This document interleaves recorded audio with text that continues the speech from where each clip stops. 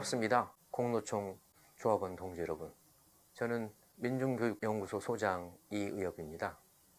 이 시간에는 7교시에 걸쳐서 노동조합 간부론에 대해서 강의하려고 하는데요.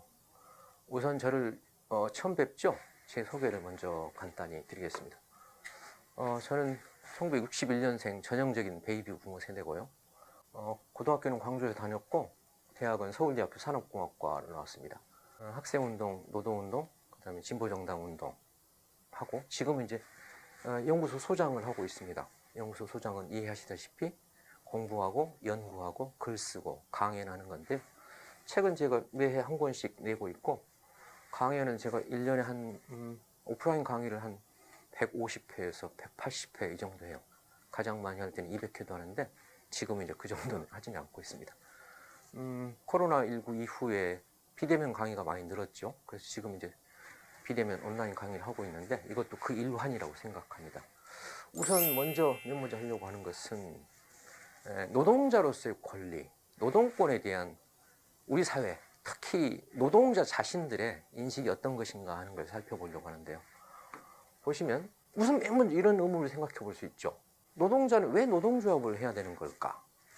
노동조합이 아닌 다른 단체로는 안 될까? 이런 생각이 들어요. 왜냐하면 노동조합에 대한 사회적 인식이 썩 좋지 않거든요. 예를 들자면 노동자 클럽, 가령 뭐 라이온스 클럽, 로타리 클럽 이런 것처럼 노동자 클럽이라든가 뭐 이런 좀 있어 보이잖아요. 노동자 포럼 이런 것도 뭔가 좀 이렇게 괜찮아 보이는데 노동조합 그러면 색깔부터가 일단 빨갛고 그런 우리가 선입견이나 그런 편견을 갖고 있어요. 그런데 왜 우리는 굳이 노동조합을 하는 걸까? 이것이 이제 첫 번째 출발점입니다.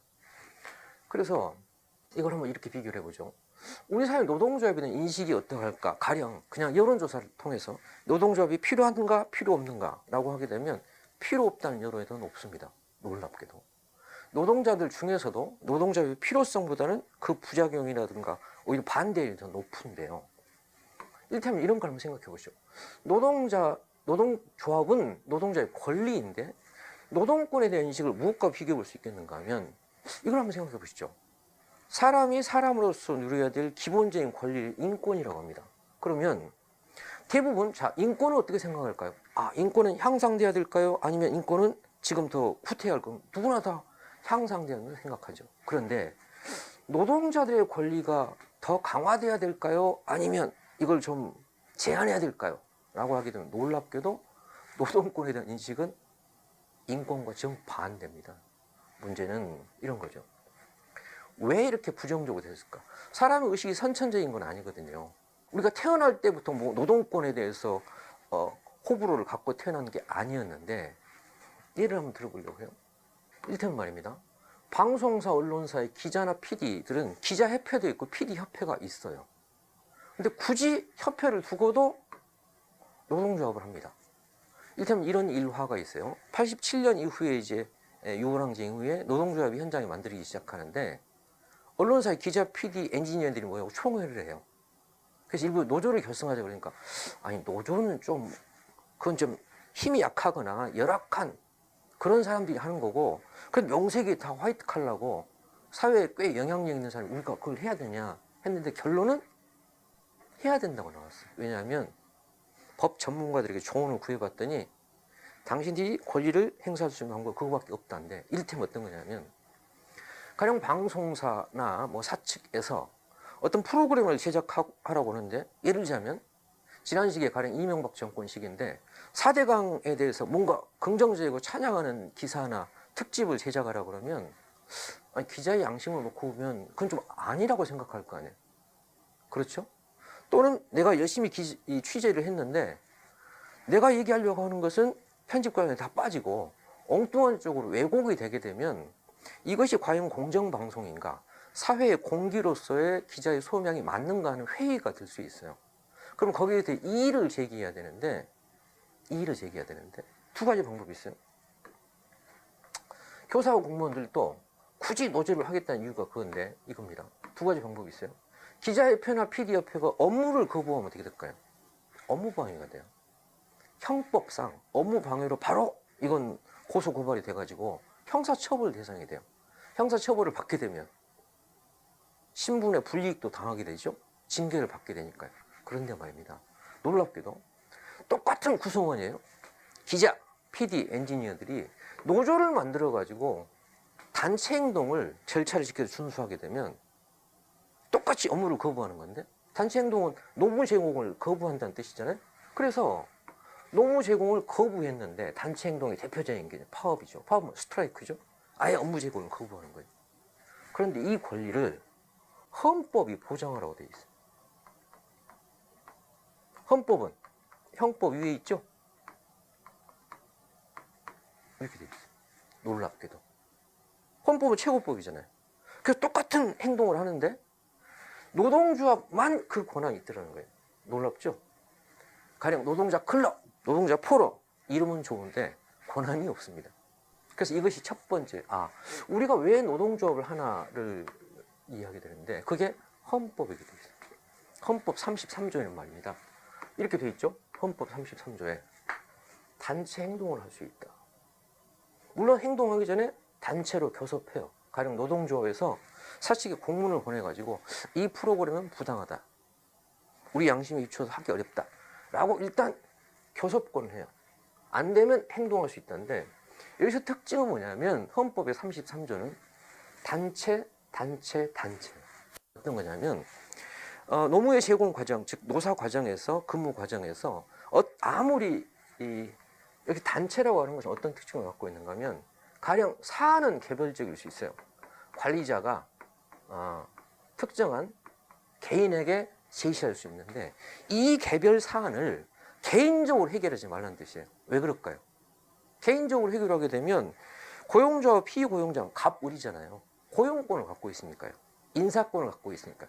그래서 의뢰 입장에 있는 노동자들에게 불이익을 당하지 않게 하려고 어떤 권한을 줬는가 하면 단체로 해라, 단체로 해라, 단체로 되어 있어요. 이건 사실 헌법이 노동자에게만, 특히 노동조합에게만 이걸 단체로 해결, 이렇게 되어 있어요. 그러니까 개인적으로 불이익을 당했으면 이걸 개인이 하지 말고 어떻게 하라고 되어 있는가 하면 이걸 단체로 하시오, 이렇게 되어 있어요. 그게 헌법인데, 이 권한을 노동조합에게만 줬어요. 단결권이 다른 말로는 법적으로 나중에 노동조합법이 제정이 되죠. 그래서 노동조합에게만 이 권한을 줬어요. 그러니까 단체 교섭권도 단체 행동권도 노동조합만 있어요. 협회는 없어요. 클럽도 없어요. 친목회도 안 돼요. 향후에는 굉장히 많은 사람을 포괄할 수 있죠. 친목회도 굉장히 많은 사람을 포괄할 수 있는데, 친목회는 교섭권, 행동권이 없습니다. 그래서 PD도 기자도, 또 심지어 지금 여러분들이 그렇죠, 공무원은 따로 법률로 정해갖고 그 권한을 제한해요. 또 주요 방산업체 노동자들도 단체 행동권이나 교섭권을 제약하고 있는데도 불구하고, 그럼에도 불구하고 굳이 노동조합을 하는 이유는 뭐라고? 노동조합에게만 헌법이 그 권리를 보장하고 있다. 농민도, 여성도, 청년도, 노인도, 가령 대한노인에도 있어요. 교섭권이 없습니다. 행동권이 없어요. 그래서 이것은 노동자에게만 특별히 그 권리를 보장하고 있는 놀라운 권리예요.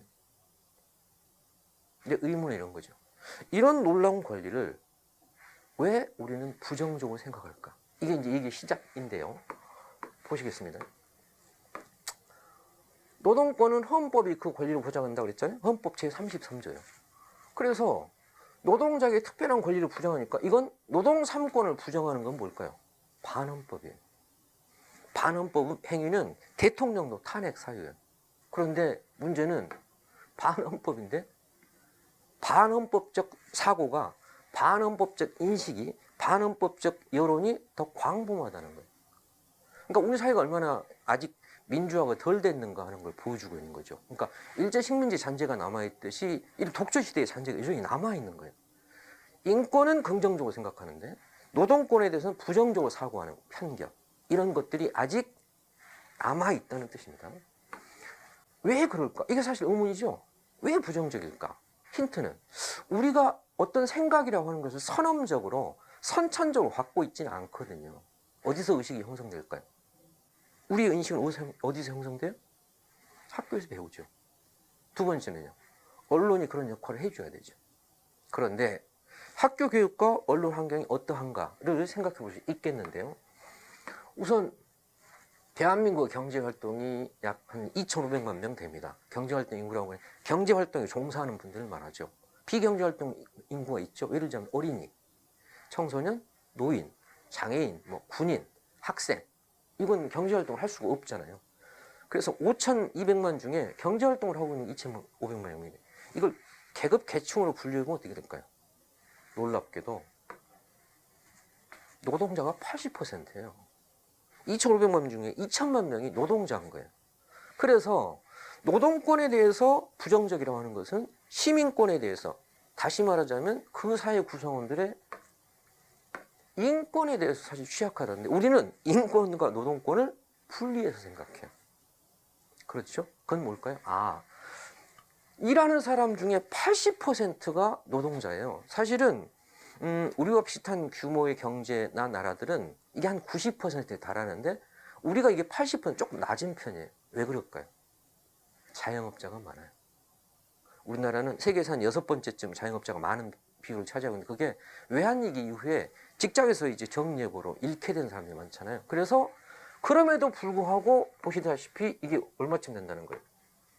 80%인 거예요. 그래서 이것은 대략 말하면 인권이란 곧 노동권이다.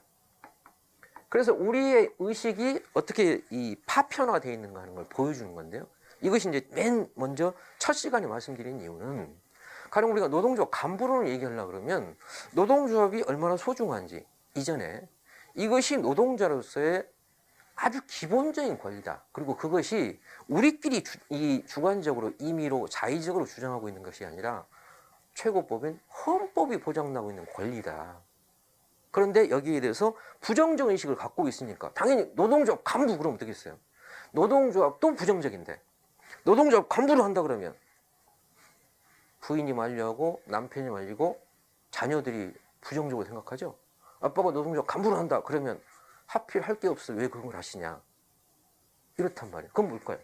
노동권에 대한 부정적 인식 때문인 거예요. 그래서 의식이 어디서 형성돼요? 주로는 학교 교육에서 노동권에 대한 교육이 필요하다고 하는 거예요. 절대적으로 요구돼요. 왜 절대적으로 요구될까요? 이런 생각을 해보세요. 우리나라는 세계 최고의 대학 진학률을 갖고 있어요. 고등학교 졸업생이 한 70%가 대학을 진학하는데 지구상 이런 나라는 없습니다. 예를 들자면 독일은 대학 진학률 한 25%, 우리가 잘 알고 있는 스위스는 대학 진학률이 18%밖에 안 돼요. 우리는 70%. 그럼 30%는 뭘까요? 노동자가 되죠. 그러면 이 70%는 또 대학을 갑니다. 그럼 대학 진학자들은 졸업하면 90%가 노동자가 됩니다. 그런데 문제는 학교에서 이걸 안 가르친다는 거죠. 학교에서. 노동권이 헌법이 보장된 권리다. 그래서 노동자가 되면 우선 그 권리는 사용자나 위정자가 시혜로 베푸는 게 아니고 여러분이 헌법에 보장된 권리를 당당하게 행사해라, 이런 거예요. 시혜나 온정을 달라고 구걸하는 게 아니고 권리다, 권리예요. 근데 이걸 문제는 안 가르쳐줘요. 그래서 최근에 이 노동조합들에서 학교 교육이 필요하다는 캠페인을 하고 있는데, 이건 왜냐하면 우리나라만 그런 게 아니라 이미 다른 나라는 하고 있는 거예요. 사실은요. 좀 거슬러 올라가면 어떻게 알 수 있겠는가 하면, 거슬러 올라가면 이 노동권의 역사가 사실은 이게 노동자의 역사예요. 무슨 뜻일까요? 자본주의의 큰 두 계급이 자본가가 있고 노동자가 있는데, 자본주의 역사를 보통 한 400년 이렇게 봅니다. 근데 200년 동안 노동법이 없었어요. 그럼 노동법이 없는 동안은 노사관계를 규정한 게 뭐였을까요? 사람들이 채권, 채무관계 규정한 게 민법이에요. 그러니까 어떻게 했을까요? 8살짜리를 데려다가 20시간 노동을 시키더라도 그건 자유계약이다. 그걸 법으로 치면 자유법 그럽니다. 근데 어떤 문제가 생겨요? 그러니까 인간들의 평균 수명이 20살도 안 되고 가임기 여성들이 결혼하기 전에 다 죽어버려요. 그래서 노동자들이 200년을 싸우고 쟁취한 게 시민으로서의 기본권. 그래서 이 시민권, 이래서 이걸 사회법이라고. 사회가 유지되려면 개인의 자유도 중요하지만 사회적 권리가 이것이 이제 대표적인 게 노동법이거든요. 이게 막 제정된 게 200년이에요. 노동자는 이걸 투쟁하기 위해서 정말 권리가 아니면 죽음을 그래가지고 실제 단두대에서 희생을 당하기도 하죠. 그래서 해서 가령 예를 들자면 우리가 이제 독일의 사회 교과서를 보면 초등학교 5학년 사회 교과서에 노사 교섭이라는 대목이 나온다는 거예요. 초딩들한테 사용자 편, 노동자 편 해가지고 모의 교섭을 시킨다는 거예요. 아마 우리나라 같으면 발칵 뒤집어지겠죠? 그런데 말입니다. 이걸 왜 지금 준비시킬까요? 왜 준비시킬까요? 이것과 더불어 사실 이제 독일의 교육의 특징 중에 하나가 아이들에게 가르치는 게 있어요. 수용하는 법을 가르칩니다. 왜 그럴까요? 재난에 대처해서 피할 수 있어야 되니까. 그것과 더불어서 노동권에 대한 교육을 시켜요. 왜? 독일은 90%가 나중에 노동자가 됩니다. 그럼 노동자가 되는데 노동자에게는 어떤 권리가 있고 그 권리를 행사하는 절차나 과정이 무엇인가를 훈련을 해놓으면 어떨까요? 지금 우리나라 노동조 간부론처럼 공로총이나 국공로의 노동자들처럼 도대체 교섭이란 게 뭐냐 이런 걸 내가 노동조합 생활했는데 공무원 생활한 지 10년 만에 20년 만에 이런 걸 공부해야 되니 그렇죠? 그건 뭘까요? 지난 20년, 10년 동안은 무걸리고 살았다는 뜻이에요. 정말 가슴 아픈 일이죠. 그래서 우리나라도 이제 이걸 정규 학교 과정에서 가르치자 이런 캠페인을 뒤늦게라도 하고 있는 거죠. 뒤늦게라도. 진짜 꼭 필요하다고 생각하죠. 왜? 우리 아이들은 우리보다는 그나마 더 나은 삶을 살아야 될 거 아니에요. 우리는 몰랐으니까 그럼 10년, 20년을 그렇게 살았다 치자. 그런데 아니 세상에 헌법에 정해놓고 교육을 안 시키니 그걸 어떻게 알 방법이 있냐는 거예요. 그래서 그게 필요하다 이런 말씀드리고 그런데 노동권에 대한 이해에서는 노동권 어떤 거냐면 단결권, 단체 행동권인데 핵심이 어떤 거냐면 이게요. 핵심이 삼위일체의 통일적 권리다. 무슨 뜻일까요? 세 가지가 다 갖춰져 있는 뜻이에요. 자 봅시다. 도형 중에 가장 안정적인 도형은 삼각형이래요. 이게 단결권이에요. 권리로 치면 이게 단체 교섭권이에요. 그 다음에 이게 단체 행동권이에요. 노동권은 이 세 가지가 다 갖춰줘야지만 진정한 노동자의 권리다. 이런 뜻. 무슨 뜻일까요? 노조의 필증은 있는데 교섭도 없고 행동도 없으면 무늬만 노조죠. 개별 사안은 노조를 해결할 방법이 없어요. 그래서 어떻게 있는가 하면 단체로 교섭해라. 무슨 뜻일까요? 내가 일선 현장에서 과장님, 회장님 불이익을 당했는데 뭐 구청장이 시장은 불이익을 당했는데 부당하단 말이에요. 그럼 어떻게 시정을 요구할 거냐? 그런데 시장님 면담도 합시다. 면담해줘요? 그럼 만나서 따지면 해결이 돼요? 너 잘났다? 이러지? 그리고 어떻게 될까요? 인사상 불이익을 당해가지고 한직으로 좌천되거나 더 큰 불이익을 당한단 말이에요. 그래서 이런 때는 노동조합이 공문을 보내가지고 봅시다. 그래서 조합원에게 이러이러한 불이익이 있다는데 이러면 안 됩니다. 그걸 단체로 협상을 하라고 돼 있어요. 그런 게 말입니다. 이렇게 제기를 했는데 해결이 안 되면 어떻게 해야 돼요? 참고하겠다, 알겠다. 시정이 안 되면 아무 의미가 없죠. 그럴 때는 놀랍게도 행동을 하라고 돼 있어요. 단체 행동은 뭘까요? 삭발, 단식 이런 게 아니고 노무 제공을 거부할 수 있다. 제공이 안 되면 어떡할까요? 아니, 들어줄 수밖에 없잖아요. 돌아가야 되는데. 아니, 민원 행정이 다 마비가 됐는데. 그래서 이 세 가지가 다 갖춰지는 것이 진정한 노동권이다. 무슨 뜻일까요? 만일 말이에요. 행동권이 없다면 어떡 할까요? 노조를 만들어서 계속 욕을 해라. 계속 떠들어라. 시행되는가 마는가 하는 것은 그건 단체장의 마음이다. 라고 한다면 이건 무늬만 권한이죠. 그래서 이게 노동 3권이 통일적 권리라고 하는 것이 첫째 중요하고 두 번째는 다른 말로 그러니까 단체 행동권이 없으면 무슨 뜻이에요? 아니 삼각형이 이렇게 있는데 하나의 꼭지점이 없으면 어떻게 돼요? 이거 무너지잖아요. 그런 뜻이에요. 그런 뜻이고 그런 점에서 보면 공무원 노동조합은 뭘까요? 온전한 노동권이 없다 말할 수 있어요. 그래서 노동 3권이 아니라 우스개는 무슨 얘기냐면 이권이다. 왜? 행동권이 없으니까. 이렇게 왜 없으니까. 이렇게 얘기하는데 이것이 그러니까 노조가 필요 없다 그런 뜻이 아니라 원래부터 사실은 3권을 처음부터 보장한 나라는 어디도 없어요. 어떻게 했을까요? 다 요구해서 쟁취한 거예요. 그러니까 여러분에게 이런 사명이 있고 이런 한계가 있다는 것이구나 라고 하는 것을 말씀드렸고, 그래서 공무원 노동조합의 현실과 관련해서 일테면 비교를 해드릴게요. 이 단체 행동권이 얼마나 중요한가 하는 것을 사례를 통해서 알려드릴게요. 예를 들자면 아까 방송사 노조를 했어요. MBC 노조는 촛불항쟁에 문재인 정부가 들어서가지고 어떤 일이 벌어지는가 하면 박근혜 때 이사장, 사장을 퇴진을 시켜요. 그럼 누가 사장이 될까요? 놀랍게도 회고자가 사장이 됩니다. 아시죠? 회고 시절에 최승호 사장이 뉴스타파 진행했었잖아요. 공중파도 아닌. 이게 가능했던 이유가 뭘까? 이걸 생각해 보시자는 거예요. 그럼 우리는 부당하고 부패한 그런 관료를 퇴진시킬 수 있을까? 물론 여기는 이제 임명직이고 단체장은 선출직이면 다르긴 하지만, 그러면 MBC면 저랬을까요? KBS 똑같아요. KBS 노조도 140일을 파업을 해가지고 이사장을 받고 공정방송 못해요.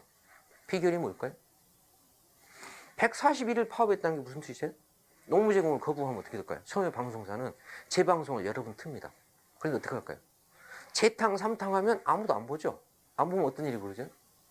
광고가 안 들어와요. 광고가 안 들어오면 급여를 못 주죠. 그러니까 어떻게 할까요? 이 사회가 바꾸는 수밖에 없죠. 그게 가능했던 이유가 뭐라고요? PD협회, 기자협회가 아니고 노동자들이 뭘 행사한 거예요? 뭘 행사한 거예요? 노동 3권력이 특히 뭐예요? 뭘 행사했죠? 행동권이죠. 개별적으로 어떤 PD가 제작을 거부한 게 아니라 단체로 아예 집단적으로 행동권을 행사한 거예요. 그런데 그게 헌법이 그 권리를 보장하고 되어 있다는 거예요. 그래서 단체 행동이 이만큼 중요하구나 하는 것을 보여주고 있고, 그런 점에서 보면 공무원 노동조합은 아직 한계가 있구나. 그러니까 어떻게 할까요? 문제를 해결하는 것이 굉장히 험난하고 노동조합 간부들이 힘들겠다. 왜? 노동을 간부로 한다고 하는 것은 또 뭐 단식하고, 왜? 개별적으로 피켓팅 해야 되고, 뭐 천막 치고 농성해야 되고, 우리가 길거리 보는 풍경들이 다 그런 거예요. 그건 뭘까요? 단체로 행동을 하면 금방 끝난 일을 단체 행동이 안 돼요. 어떻게 할 거예요? 편법으로. 집단 연호차를 쓰면 편법 단체 행동이라고 또 기소가 돼요. 일테면. 그래서 그런 일이 벌어지고 있다는 걸 말씀드리고, 그래서 일테면 이런 거죠. 단체 행동권이 노동조합 한계가 명확하고 공무원 노동조합은 아직 내용이 미흡하다. 이건 채워가는 얘기 불가능. 그래서 예를 들자면 공무원 연금이 계약됐잖아요. 누구나 다 원상회복에 대한 요구를 갖고 있어요. 또는 공무원 노동 특별법에는 그냥 일반법을 적용받고 싶다 이런 건데, 이걸 하려면 뭐가 필요해요? 당사자들이 문제를 제기해야 되잖아요. 그럼 당사자가 문제를 제기하려면 개별적으로 제기했으면 효과가 없죠. 어떡할까요? 아니 무슨 100만 공무원 노동자들 동시에 업무 제공을 거부할 수 있다면 얼마나 좋겠어요. 그러니 단체 행동권이 없죠. 그렇잖아요. 그래서 우리는 법을 폐지해야 된다, 개선해야 된다 이런 얘기를 하고 있는데, 이것이 진안하거나 우리끼리 목소리를 거치는 이유가 여전히 이게 없어서다. 이걸 말씀드리는 이유는 뭐냐면, 실제로 노동조 활동에서 어떤 문제가 생기는가 하면 모순이 생겨요. 조합원들은 제가 가입했고 조합비를 냈으니까 좀 집행부 해주기를 바랐는데 해결이 잘 안 되잖아요. 그러면 조합원들은 불만이 도대체 집행부가 한 게 뭐냐 이래요. 그럼 막상 간부를 해보고 집행부를 해본 사람들은 뭐라고 얘기할까요? 뭐라고 얘기해요? 조합원들한테 할 게 없다. 왜? 제기하고 교섭하고 별별 걸 했는데 안 해주잖냐. 그러면 나중에 결과는 어떻게 됐어요? 노동조 무용론이 생겨요. 왜? 아니 조합비만 갖고 내 문제가 해결이 안 되면 이게 나한테 무슨 도움이 되냐, 그런 생각을 가질 수 있잖아요. 그래서 결국에는 간부는 안 하려고 그래. 왜? 아니 나는 애써서 정말 내가 무급으로 열심히 한다고 하고 있는데 이런 칭찬은, 그리고 노동조합에 대해서 무관심해지고 노동조합이 무력화되죠. 왜? 사람들이 관심이 없고 참여를 안 해버리고 또는 조합비 아깝도 안 해버리면. 그렇죠? 왜? 나한테 뭔가 도움이 될 때 그게 응?